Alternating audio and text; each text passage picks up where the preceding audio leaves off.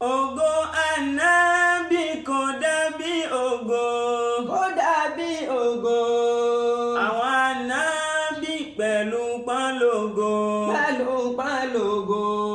ọlọ́run dákun lójú pógópógó. arónípin sátì sọ wá dògo. ògo ànábì kò dàbí ògo. àwọn ànábì pẹ̀lú pọ́nlógo. ọlọ́run dákun lójú pógópógó. arónípin sátì sọ wá dògo. a'udhu billahi minash shaitanir rajim. bismillahir rahmanir rahim. adúpẹ́ fún ọlọ́run ọba wa. alhamdulillah. ọba tó tóbi tó ga tó fẹ̀ tó bùháyà òun náà la dúpẹ́ fún. alhamdulillah. ọba Allah tó tó rẹ̀ o. alhamdulillahi rabbil alamin. àlékún ìkẹ́ ọlọ́run àlékún ìgẹ́ ọlọ́run kó má ṣe máa lọ bá ànábì wa Muhammad. sallallahu alayhi wa sallam. àtòwọn àtàwọn sọ̀hábà àwọn ìyàwó àwọn tábìín àwọn ọmọ títí fi wá dórí wa. sallallahu alayhi wa sallam. àti gbogbo àwọn ẹni tí wọ́n padà máa tọpasẹ̀ wọn lẹ́yìn tiwa náà kọ́lọ́wọ́n ọba Allah kó má ṣe ìpa gbogbo wa pọ̀kẹ́. sallallahu alayhi wa sallam. lẹ́yìn kíkí ọlọ́run àti títọrọ ìkẹ́ àti ìgẹ̀ fún ànábì Muhammad. sallallahu alayhi wa sallam. àwa ń kí gbogbo ẹ̀yin ọmọ ìyá wa lọ́kùnrin lóbìnrin. salamun alaykum sunnatun nabawiyyatun. ní kíkí ọlá wípé assalamu alaikum wa rahmatullahi wa barakatuh. sunnatun nabawiyyatun ijabatun faridun ala kulli muslimin. ijabatun faridun ala kulli muslimin. eléyìí tá a wá mú wá tá a fi máa bára wa sọ̀rọ̀. a pè àkọọ́lẹ̀ rẹ̀ ní tálẹ̀ṣù. tálẹ̀ṣù. ìbéèrè ni. Allah. aṣ-ṣaitan tani ń jẹ́ bẹ́ẹ̀. Allahu akbar. ẹ wá rí ìwé mímọ́ al-Qur'an al-Karim mọ̀jíza nabi. sallallahu alayhi wa sallam. ìwé yìí bó ti bá gbà mú lọ́jọ́ sí bẹ́ẹ̀ náà ní ń bá gbà mú lónìí. tabarakallah. bẹ́ẹ̀ ni ó sì máa bá gbà mú títí láéláé. Allahu akbar. èyí tó gbé wa jáde gẹ́gẹ́ òun náà ni ìṣẹ̀lẹ̀ kan tí ń ṣẹlẹ̀ báyìí. ẹ̀ṣẹ̀ wo. ẹ̀ṣẹ̀ kan tí wọ́n gbé dé. iṣẹ́ kan tí wọ́n gbé dé tó burú tó bùháyà. Allah. ṣùgbọ́n nígbà tá a lọ nú al-Qur'an al-Karim a rí ọ̀rọ̀ ọlọ́run ọba tó bá mu. ó lọ báyìí wípé a'udhu billahi minash shaitanir rajim. bismillahir rahmanir rahim. falawla idh ja'ahum ba'suna tadarra'un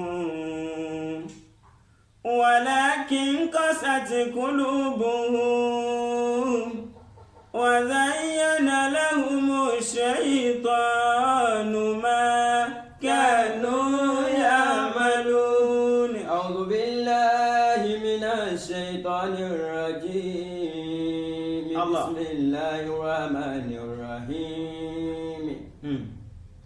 فلولا إذ جاءهم بأسنا تضرعوا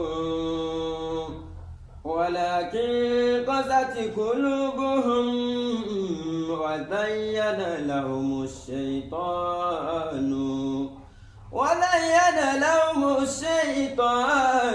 ما كانوا يعملون. eléyìí ni ọ̀rọ̀ ọlọ́run ọba Allah. فلولا إذ جاءهم بأسنا تضرعوا. ọlọ́run ni àwọn tí wọ́n dé lónìí lọ́kùnrin tí wọ́n wá ní àwọn oníbọ́bìnrin ṣe mọ́ tí wọ́n ní ọkùnrin ló kù táwọn máa bá ṣe. فلولا إذ جاءهم بأسنا تضرعوا. táwọn ọlọ́wọ́n ọba sì wá dákẹ́ àwa ń fi ìnira wa fi kàn wọ́n.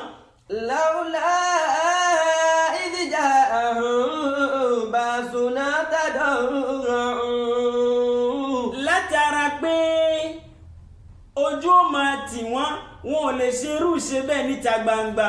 فلولا إذ جاءهم بأسنا تضرعوا. látara pé àwọn ìlú tó fi mùsùlùmí ti múlẹ̀ tí wọ́n bá hurú wà bẹ́ẹ̀ wọ́n pa wọ́n. فلولا إذ جاءهم بأسنا تضرعوا. látara pé nínú àwọn ìlú kan tí wọ́n bá hurú wà bẹ́ẹ̀ ó níye ìgbà tí wọ́n lò lẹ́wọ̀n. فلولا إذ جاءهم بأسنا تضرعوا. gbogbo àwọn nǹkan yìí ìnira ló jẹ́ fún wọn ṣùgbọ́n pẹ̀lú gbogbo bá ti ń fara yìí ni wọ́n náà wọn ò fi wà náà lẹ̀. ولكن قست قلوبهم. wọn ò filẹ̀ wọ́n ń tẹ̀síwájú náà ni nítorí pé kí ni ọkàn wọn le koko. ولكن قست قلوبهم. etí wọn kò ṣiṣẹ́ mọ́. ولكن قست قلوبهم. a rí wọn bí èèyàn wọn yìí ṣèyàn ẹranko ni wọn. ولكن قست قلوبهم.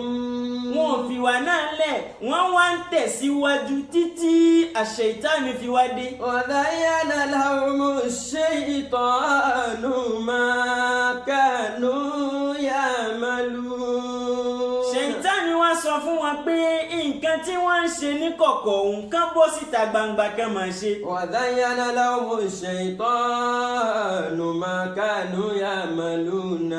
wípé nǹkan tí wọ́n ń ṣe òun ó bójú mu.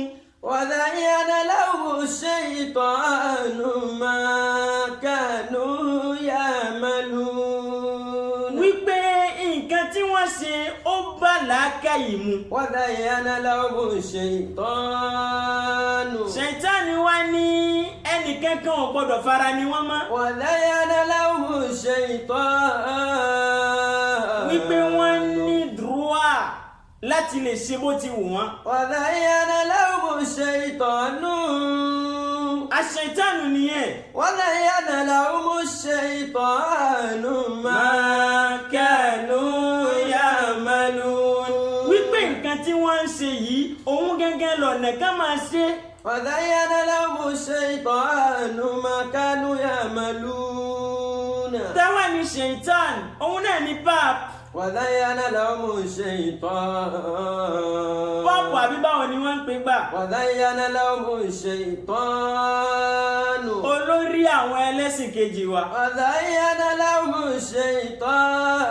الشيطان. ìsọkísọ lèhùn ẹ rí i pé òun gẹ́gẹ́ la ṣẹ̀tánì. وزين لهم الشيطان ما كانوا يعملون. tí kì í bá wá ṣe ṣẹ̀tánì a jẹ́ irinṣẹ́ ṣẹ̀tánì irinṣẹ́ èṣù ni. وزين لهم الشيطان ما كانوا يعملون. kò bá jẹ́ bẹ́ẹ̀ nǹkan tí ò da òun ò ní wá máa pè fún wa ní nǹkan tó da. وزين لهم الشيطان ما كانوا يعملون. ṣùgbọ́n kò jọ wá lójú ó yé wa wípé wọn ò kọ́ńtrólé ara wọn mọ́. وزين لهم الشيطان ما كانوا يعملون. Ṣẹ̀tánì Iblis òun ní kọ́ńtrólù wọn. وزين لهم الشيطان. nítorí pé wọ́n ti tẹ̀mí ara wọn. ما كانوا يعملون. ibi dandan ọlọ́run ọba kó máa bẹ pẹ̀lú wọn. وزين لهم الشيطان. àti gbogbo orú wọn. وزين لهم الشيطان ما كانوا يعملون. àmọ́ ẹjẹ́ jẹ́ ó lọ yé wa wípé gbogbo oore yòówù tá a bá lè ṣe lónìí àwọn èèyàn ti ṣe jù wá lọ. وزين لهم الشيطان. gbogbo òkà tá a bá lè ṣe lónìí àwọn èèyàn ti ṣe jù wá lọ. وزين لهم الشيطان. ló fi jẹ́ ń gbé ìwà tí wọ́n gbé dé yìí tuntun kọ́ ó ti ṣẹlẹ̀ rí tá a bá lọ nú Al-Qur'an á rí ibi tó ti ṣẹlẹ̀ sí àwọn ìran Lut. ولوطا إذ قال لقومه. Al-Qur'an nufa ó ṣe àwùzù ni. أعوذ بالله من الشيطان الرجيم بسم الله الرحمن الرحيم. ayayi. ولوطا إذ قال لقومه. nígbà náà lọ́hùn Lut alayhi salatu wa salam. الصلاة والسلام. ìfi ń yé àwọn èèyàn rẹ̀ ó ní ẹ̀yin èèyàn mi ò ẹ̀yin ìjọ mi ò mo pè yín pàápàá jùlọ ẹ̀yin ọkùnrin. ولوطا إذ قال لقومه أتأتون الفاحشة ما سبقكم بها من أحد من العالمين. èéṣe tẹ́yin fẹ́ máa ṣe ohun tẹ́nìkan ò ṣe rí ìwà tẹ́nìkan ò hù rí ó ṣe wá jẹ́ ń pé òun lẹ́yìn fẹ́ ra wọlé. أتأتون الفاحشة ما سبقكم بها من أحد من العالمين. ó wá ní innakum. إنكم لتأتون الرجال شهوة من دون النساء. ìwà ń jẹ́ òye wọn pé èéṣe tó jẹ́ wípé ẹ̀yin ọkùnrin ẹ fẹ́ fọ́ fúnbìnrin mọ́ ọkùnrin ló kù tẹ́yin fẹ́ máa fọ́ fún. إنكم لتأتون الرجال شهوة ẹ wá fẹ́ máa rí àwọn obìnrin bí ìgbẹ́ láàtàn. إنكم لتأتون الرجال.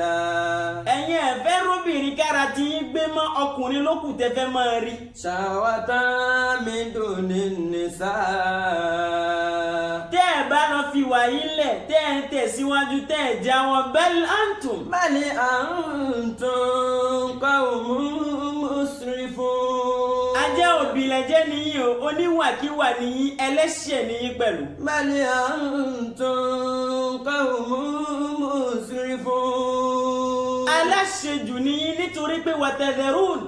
وتذرون ما خلق لكم ربكم. nítorí pé ẹ̀yin fẹ́ máa fi ohun tí Ọlọ́run ọba dá fún yín sílẹ̀. وتذرون ما خلق لكم ربكم من أزواجكم.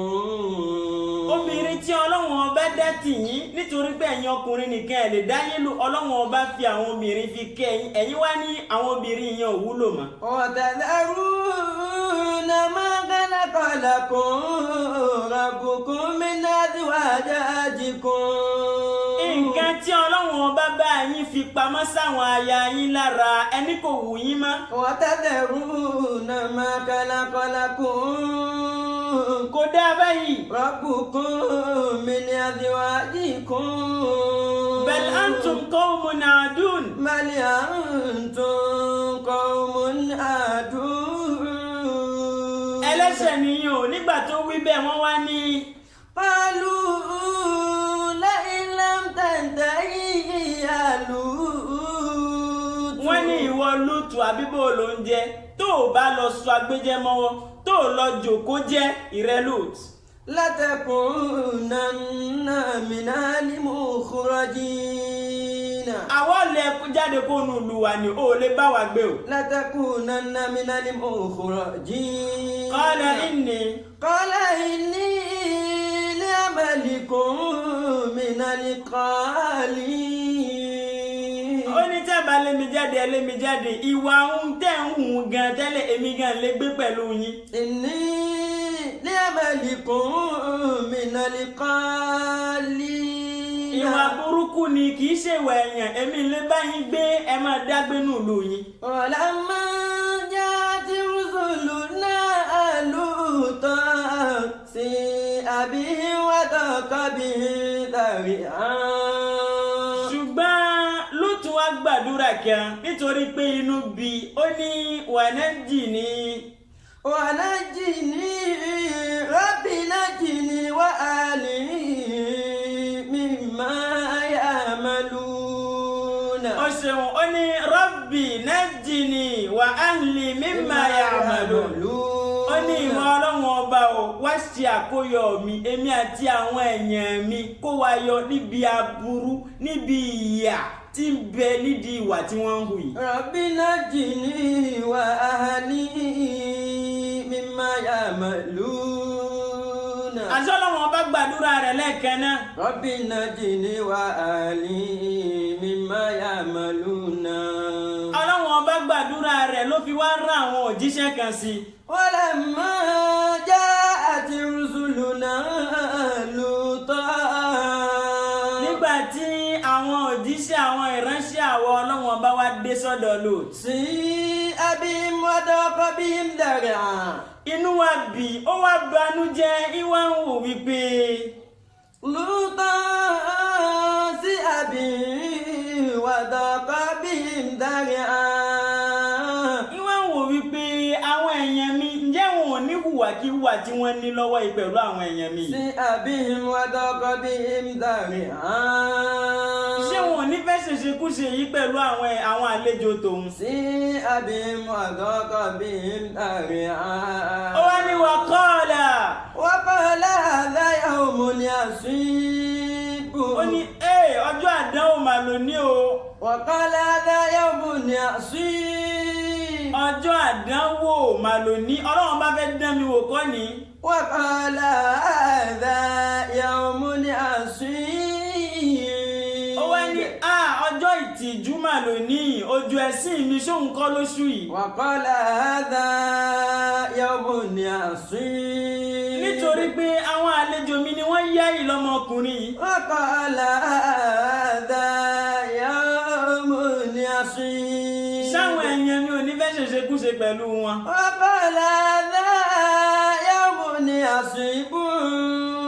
ṣùgbọ́n níjọ́ náà nígbà tí àwọn èèyàn Lut tí wọ́n wá mọ̀ wípé ó gba àwọn àlejò kan tó jẹ́ ọkùnrin ni wọ́n tí wọ́n sì yá ìlọ́mọ ọkùnrin ǹjẹ́ wọ́n wá sọ́dọ̀ ànábì Lut àbí wọ́n wá. alayhi wassalamu. wọ́n wá ń jọ́ náà. wa qala hadha yawmun asib. kí ni wọ́n wá wí kí ló wá ṣẹlẹ̀ tó bá ti yá a máa wí èyí ní fúnra wa. pẹ̀lú gbọ́lọ́hùn. kẹ́ ẹ máa tẹ̀lé wa a máa padà gbọ́ lọ́jọ́ iwájú. wa qala hadha yawmun asib. nítorí àkókò á dátò ní dúró bẹ́ẹ̀. Allahu akbar. tí bá ti wá ń yá a sì máa tẹ̀síwájú pẹ̀lú ògo Ọlọ́run. Allahu akbar. ọlá ìjẹ́ kan ṣoṣo Ọlọ́run. Tabarakallah. ọlá la hawla wala quwwata illa billahi al-aliyyil azim. wa hadha wassalamu alaykum wa rahmatullahi wa barakatuh.